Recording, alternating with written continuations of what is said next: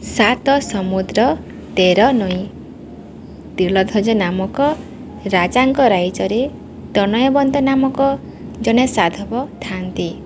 ତାଙ୍କର 7 ପୁଅ 7 ବୋହୂ। ଝିଅ ବୋଇଲେ ଗୋଟିଏ, ନାଁ ତାର ତପୋଇ। ଭାରି ଗେଲବସର। ଏଇ ତପୋଇ ହେଉଛି ପୁରାଣ ଯୁଗର ନାରୀ। ଚିତ୍ରସେନ ନାମକ ଗନ୍ଧର୍ବର ପତ୍ନୀ। ସ୍ୱର୍ଗରେ ଥିବା ବେଳେ ବେଶ୍ ଖୁସିରେ ଥିଲା। ତା ଖୁସିକୁ ଦେଖି ଗନ୍ଧର୍ବର ଦ୍ୱିତୀୟା ପତ୍ନୀ ଲୀଳାବତୀ ସହିପାରିଲା ନାହିଁ। ଈର୍ଷା ପରାୟଣ ହୋଇ ଗନ୍ଧର୍ବକୁ ଫୁସୁଲେଇ ତପୋଇକୁ ଅଭିଶାପ ଦିଆଇଲା ଇନ୍ଦ୍ରଜିତ ଦ୍ୱାରା। ଅଭିଶାପ ପାଇ 16 ବର୍ଷ ପର୍ଯ୍ୟନ୍ତ ମର୍ତ୍ତ୍ୟପୁରକୁ ଆସିଲା ତପୋଇ। ଅଭିଶାପ ପାଇ ଆସିଲା ସିନା, କିନ୍ତୁ ତନୟବନ୍ତ ସାଧବ ଘରେ ବେଶ୍ ଖୁସିରେ ଚଳିଲା। ଏକଥା ମଧ୍ୟ ତାର ସଉତୁଣୀ ସ୍ୱର୍ଗରେ ଥାଇ ଜାଣିପାରିଲା। ତାପରେ ରାଗରେ ଜରଜର ହୋଇ ତପୋଇକୁ ଦୁଃଖରେ ଜଳାଇବା ପାଇଁ ଚେଷ୍ଟା ସେ କଲା। ସେଥିପାଇଁ ନିଜେ ବୁଢ଼ୀ ବ୍ରାହ୍ମଣୀ ବେଶରେ ମର୍ତ୍ତ୍ୟପୁରକୁ ଓହ୍ଲାଇ ଆସିଲା। ସ୍ୱର୍ଗରୁ ଆସିବା ପରଠାରୁ ତପୋଇ ପାଟଦେଇ ସହିତ ଭାରି ମିଶି ଯାଇଛି। ପାଟଦେଇ ଗରିବ ହେଲେ ମଧ୍ୟ ଦୁହେଁ କାହାରିକୁ ଦଣ୍ଡେ ଛାଡ଼ନ୍ତି ନାହିଁ। ଖାଇବା ପିଇବା ବି ଏକାଠି କରନ୍ତି। ଖେଳାଖେଳି କରନ୍ତି। ଦିନକର କଥା, ବୁଢ଼ୀ ବ୍ରାହ୍ମଣୀଟି ବାଡ଼ି ଠୁକୁ ଠୁକୁ କରି ଆସି ପହଞ୍ଚିଲା।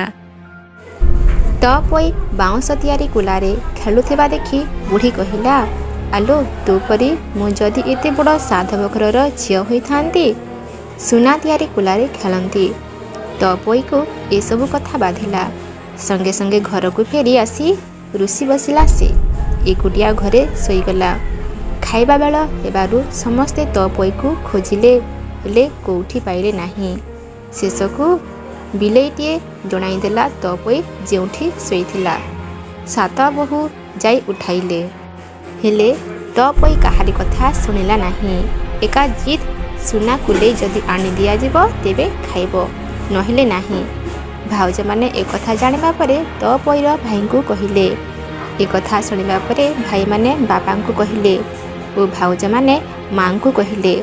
ସାଧବ କାନରେ ଏକଥା ପଡ଼ିବା ମାତ୍ରକେ ସେ ସୁନାରୀକୁ ଡକାଇ ସୁନା କୁଲେଇ ପାଇଁ ବରାଦ ଦେଲେ।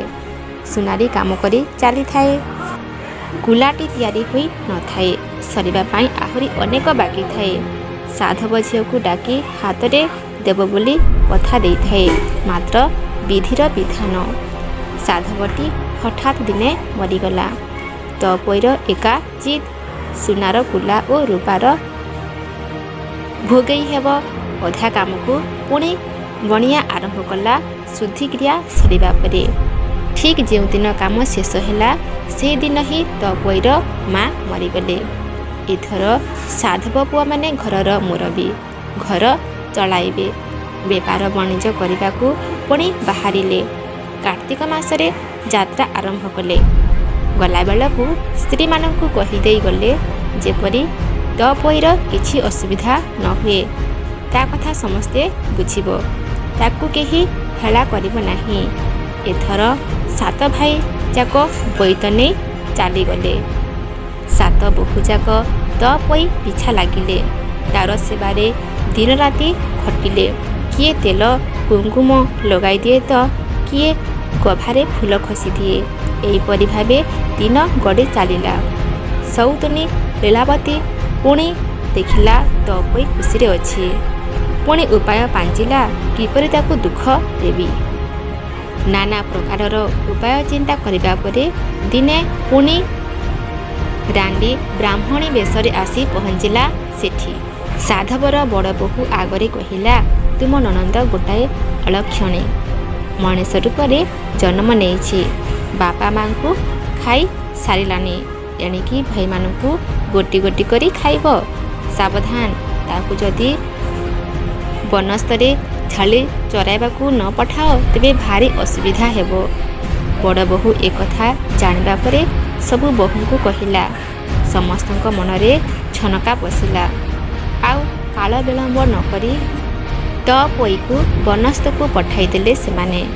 ତାର ଖିଆପିଆରେ ମଧ୍ୟ ଅବହେଳା କଲେ ସେମାନେ।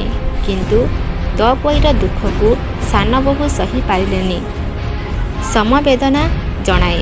ଭାଇମାନେ ଆସିବା ପର୍ଯ୍ୟନ୍ତ ଅପେକ୍ଷା କରିବାକୁ କୁହେ। ଆଉ ଦିନକର କଥା, ବଡ଼ ବୋହୂର ଛେଳିଟି ହଜିଗଲା। ଜଙ୍ଗଲରୁ ଫେରିବା ପରେ ମଧ୍ୟ ଘରକୁ ଆସିଲା ନାହିଁ।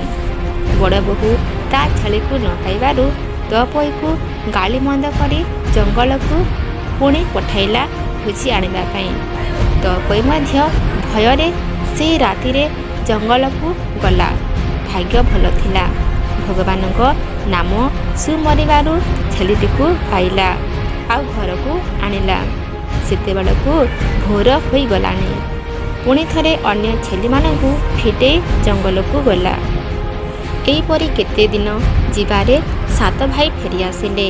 ନଦୀ କୂଳରେ ବୋଇତ ଲାଗିବା ପରେ ପ୍ରଥମେ ତପୋଇକୁ ଭେଟିଥିଲେ। ତାଠାରୁ ତା ଦୁଃଖ କଥା ଶୁଣି ମନ ଦୁଃଖ କଲେ। ସେମାନେ ବୋହୂମାନଙ୍କୁ ଡକାଇଲେ ବନ୍ଦାଇବା ପାଇଁ। 7 ବୋହୂଯାକ ଆସି ପହଞ୍ଚିଲେ ବନ୍ଦାପନା କରିବା ପାଇଁ। ହେଲେ ତପୋଇ ଆସି ନ ଥିବାରୁ ଭାଇମାନେ ପଚାରିଲେ। ବଡ଼ ବୋହୂ ଭାରି ଚାଲାକ ଥିବାରୁ କହିଲା, ତପୋଇର ଦେହ ଖରାପ, ଚାଲିପାରୁନି, ସେଥିପାଇଁ ଘରେ ପଲଙ୍କରେ ଶୋଇ ରହିଛି ସେ। ଭାଇମାନେ ଆଉ କିଛି ଆପତ୍ତି ନ କରି ବୋହୂମାନଙ୍କୁ ପଠାଇଲେ ବୋଇତ ଭିତରକୁ ଜଣ ଜଣ କରି ମା ମଙ୍ଗଳାଙ୍କୁ ବନ୍ଦାପନା କରିବା ପାଇଁ। ସେଠି ମା ମଙ୍ଗଳା ହୋଇ ବସିଥାଏ ତପୋଇ ନିଜେ। ବୋହୂମାନେ ଯିବା ମାତ୍ରେ ତାଙ୍କର ନାକ କାଟି ଦେବାକୁ ଭାଇମାନେ କହିଥିଲେ ତାକୁ।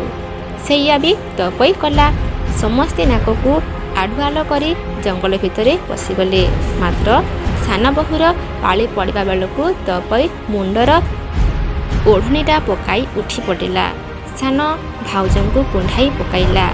ଭାଇମାନେ ଏ ଦୃଶ୍ୟ ଦେଖି ଆଶ୍ଚର୍ଯ୍ୟ ହେଲେ। କିଛି ଦିନ ଯିବା ପରେ ତପୋଇକୁ ତା ଭାଇମାନେ ଭଲ ବରଟିଏ ଖୋଜି ବିବାହ କରିଦେଲେ।